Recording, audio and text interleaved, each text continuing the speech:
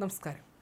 CPM വനിതാ നേതാവ് ചിന്താ ജെറോം ഉൾപ്പെടെ 55 പേർക്കെതിരെ പ്രകോപനപരമായ മുദ്രാവാക്യം വിളിച്ചതിന് പോലീസ് കേസെടുത്തു. സമൂഹത്തിൽ സ്പർദ്ധ വളർത്തി കലഹം സൃഷ്ടിക്കണമെന്ന ഉദ്ദേശത്തോടെ സംഘം ചേർന്ന് പ്രതിഷേധ പ്രകടനം നടത്തിയെന്ന പരാതിയിലാണ് ഇരവിപുരം പോലീസ് കേസെടുത്തിരിക്കുന്നത്. കോൺഗ്രസ് കൊല്ലൂർവിള മണ്ഡലം കമ്മിറ്റി പ്രസിഡന്റ് റിയാസുദ്ദീൻ റാവുത്തർ നൽകിയ പരാതിയിലാണ് ചിന്താ ജെറോം അടക്കമുള്ളവർക്കെതിരെ എഫ്ഐആർ രജിസ്റ്റർ ചെയ്തിരിക്കുന്നത്.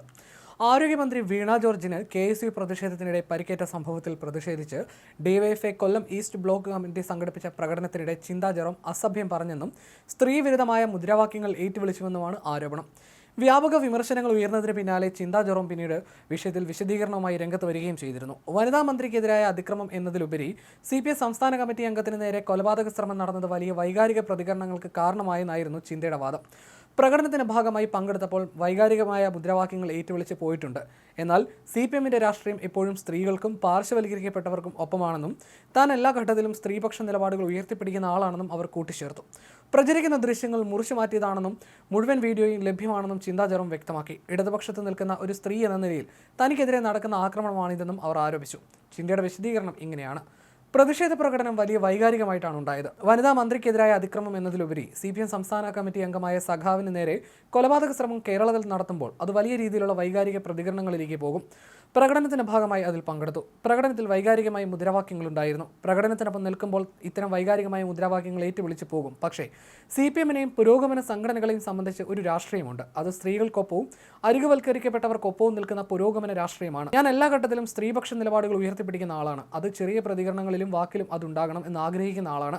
പ്രചരിക്കുന്ന വിഷ്വൽ കട്ട് ചെയ്തെടുക്കുന്നത് മാത്രമാണ്. മുഴുവനായിട്ടുള്ള വീഡിയോ ലഭ്യമാണ്. ജീവിതത്തിൽ ഒരിക്കലും അങ്ങനെ ഒരു ആരോപണം കേൾക്കണമെന്ന് ആഗ്രഹിക്കുന്ന ആളല്ല. ഞങ്ങളാരും അങ്ങനെ ചെയ്യുന്നവരുമല്ല. ആദ്യമായിട്ടല്ലല്ലോ ഞാൻ ഇങ്ങനെ ആക്രമണം നേരിടുന്നത്. ചില സ്ക്രോളുകൾ കണ്ടാൽ ഞാൻ ഏതോ പ്രസംഗത്തിലോ യോഗത്തിലോ സംസാരിച്ചതുപോലെയാണ് കാണിക്കുന്നത്. ഇടതുപക്ഷത്ത് നിൽക്കുന്ന ഒരു സ്ത്രീ എന്ന നിലയിലാണ് ഇങ്ങനെ ആക്രമിക്കുന്നത്. മുഖമില്ലാത്ത പ്രൊഫൈലുകളിലൂടെ ഇത് പ്രചരിപ്പിക്കാൻ ശ്രമിക്കുകയാണ്. വനിതാ മന്ത്രിയെ ആക്രമിച്ചതുപോലെ തൻ്റെ കുടുംബത്തെയും പാർട്ടിയെയും അപകീർത്തിപ്പെടുത്തുന്നതാണ്. അസഭ്യം പറഞ്ഞു, തെറി വിളിച്ചു എന്നൊക്കെ പ്രചരിപ്പിക്കുകയാണ്. പ്രചാരണങ്ങൾ നടത്തുന്നവർ വസ്തുതകൾ മനസ്സിലാക്കണം. പ്രചാരണത്തിൽ നിന്ന് പിന്നോട്ട് പോകണമെന്നും ചിന്ത പറഞ്ഞു. മുദ്രാവാക്യം വിളി തിരുത്താനും അത് ഏറ്റുവിളിക്കാതിരിക്കാനും ശ്രദ്ധിച്ചിട്ടുണ്ടെന്നും ചിന്താ ജെറോം വിശദീകരിക്കുന്നു. അതേസമയം വീണ ജോർജിന് വേദനയ്ക്ക് ആശ്വാസമുണ്ടെന്നാണ് പുതിയ മെഡിക്കൽ ബുള്ളറ്റിൻ വ്യക്തമാക്കുന്നത്. കടുത്ത വേദനയ്ക്ക് ആശ്വാസമുണ്ടെന്നും അടിയന്തര ശസ്ത്രക്രിയ വേണ്ടെന്നും ഡോക്ടർമാർ വ്യക്തമാക്കി. കഴുത്തിലെ കശേരുക്കളിലുണ്ടായ സമ്മർദ്ദമാണ് വേദനയ്ക്ക് കാരണം. ഉയർന്ന രക്തസമ്മർദ്ദം മരുന്നുകളാൽ നിയന്ത്രണ വിധേയമായി വരുന്നുണ്ട്. യാത്ര അനുവദിക്കാൻ കഴിയാത്തതുകൊണ്ട് പരിയാരം മെഡിക്കൽ കോളേജിൽ ചികിത്സയിൽ തുടരുമെന്നും മെഡിക്കൽ ബുള്ളറ്റിൻ വ്യക്തമാക്കുന്നു.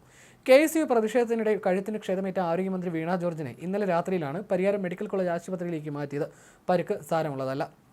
MRI സ്കാനിൽ ഗുരുതരമായ പ്രശ്നങ്ങളൊന്നും കണ്ടെത്താനും കഴിഞ്ഞിട്ടില്ല. കഴുത്തിലെ വേദന കയ്യിലേക്ക് ഇറങ്ങുന്നെന്ന് മന്ത്രി ഡോക്ടർമാരെ അറിയിച്ചു. ഇടത് കൈയിലെ ക്ഷതം സാരമുള്ളതല്ല.